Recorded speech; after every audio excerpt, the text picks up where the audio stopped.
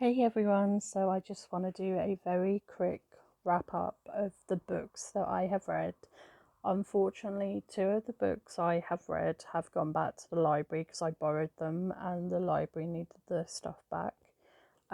So those books were the Hello Kitty magazine mix up and Hello Kitty the talent show. And they were basically cute little stories where I've been reading them on my ASMR channel, and we've been doing like 3 videos out of them because they have like 6 chapters.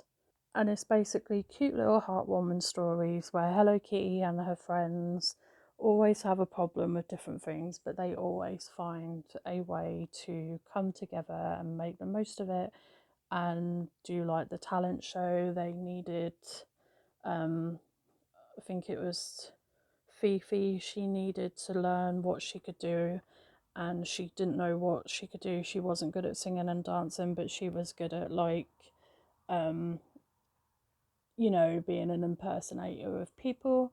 And then the magazine mix up was where they were making a magazine and it got damaged, and then they did it again, all in one night, and they came back from that.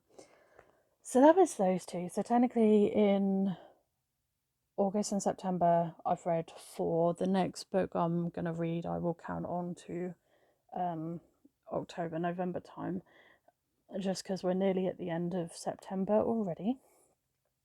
These are the 2 physical books that I have that I've read, and they are 100% mine.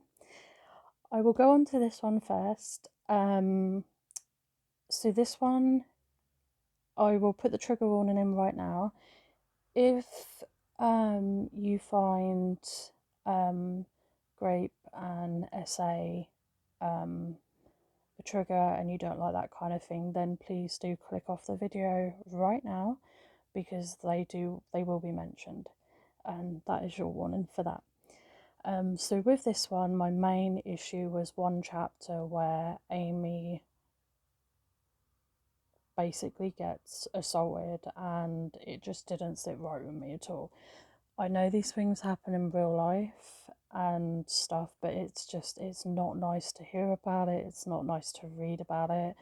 And I do these reviews on my husband's channel where we do like movie reviews and then we go in depth about stuff. And I'm just like, the amount of times I've had to get rid of films and stuff because they have had a really horrible scene in them, and it's just not comfortable to watch. And I'm just like, yeah, we'll get rid of that now. But basically, yeah, this book is about Amy, who is a human being, and she gets frozen, cryo frozen, to go with her parents, who are part of the army, to go to a new planet. And Amy gets unplugged 50 years early by Elder, who basically has fallen in love with her because of her hair and how she's seen the real sun on Earth. And unfortunately, there is a killer on board, and Amy tries to figure out who it is.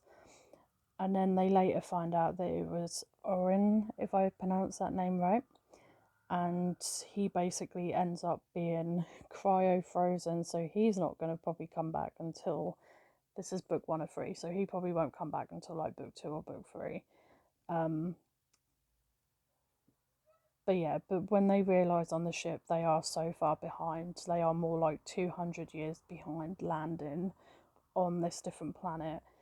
And the worst thing about it is that Amy can't be refrozen to join her parents, so they've got to try and fix the ship somehow so they can. Hi, Stazzy. Hey, baby boy. Are you good? Yeah, okay. Are you joining me for this review? That's very kind of you. Silver used to do this. This is Stazzy. He runs his own biscuit factory and he's going to be present. He's going to make sure I'm doing my job. Aren't you? Hello. Hey. You're so handsome. Yeah, so Amy, yeah, they all find out the truth, but on this ship, sorry, my voice is going. on the ship, they were basically, the doctor and the eldest was basically medicating the whole ship in order to keep order, peace, and no chaos. And they made up a whole lie about a plague because everybody found out the truth and absolutely went mental on the ship. So if you like DNA kind of cloning, spaceship, space, kind of living on a ship, cryo frozen or cryo.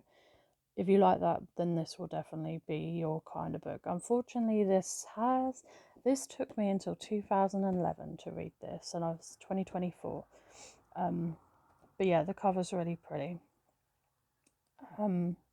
Yeah, so there's the blurb if you're interested. But unfortunately, because of that one scene, that just didn't make it enjoyable for me. So I will be unhauling this at some point. Okay, now the next book. This is my first read by this author, Natasha Preston, and I am absolutely in love with her writing style. I read this book in so many days, and I'm so happy that I did. It's a YA thriller, I believe, and it was like Fourth and Dead. I just read this and I just wanted to read more and more and more, and I couldn't get enough of it. But I'm so upset about the ending, because it's like she could do another book. Like, Natasha could do another book on this, and I think that we need another book on this because of how this ended, and it's like a cliffhanger, and I'm like, like when you watch an episode of something, it's like you need more. So, but yeah, this book is very dark and very spooky. This 100% is perfect for winter or Halloween. So if you like, if you want something dark to read in winter or Halloween, definitely go for this one. I think I gave this one 5 stars all the way, and I am definitely keeping this. I love the cover. The cover is just stunning. And then we have the back. So I'm going to read you the blurb. They said goodbye to their friends and family for the weekend they weren't counting on forever. Jagged Island, a private amusement park for the very rich or the very influential. Liam, James, Will, Ava, Harper, and Paisley. Paisley? I think I pronounced that right. Social media influencers with millions of followers have been invited for an all-exclusive weekend before the park opens. They'll create posts and videos for their channels and report every second of their VIP treatment. When the teens arrive, they're stunned. The resort is even better than they imagined. Their hotel rooms are unreal, the park's themed rides are incredible, and the island is hauntingly beautiful. Their jam-packed schedule seems to cover every moment of their visit, but soon they realise that something is missing and getting off the island alive. So, plot twist. Liam is related to the man who built this island. He's making biscuits. And Camilla, who is the sister of the millionaire brother, Liam basically kills both of them because he wants to get I'm so sorry, Stasi, would you mind if I put that right there?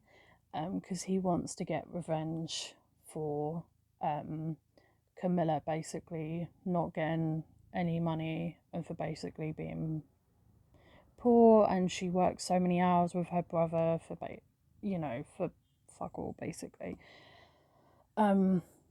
Yeah, so I really like this, and basically the characters are being killed off one by one. The Wi-Fi's gone off, there's no telephone, they have to work out like how are they going to get off the island and get help, and I think they send a flare up, and it was so good. Like I say, I read most of it in about a week, and it's just the plot twist. I never saw that plot twist coming.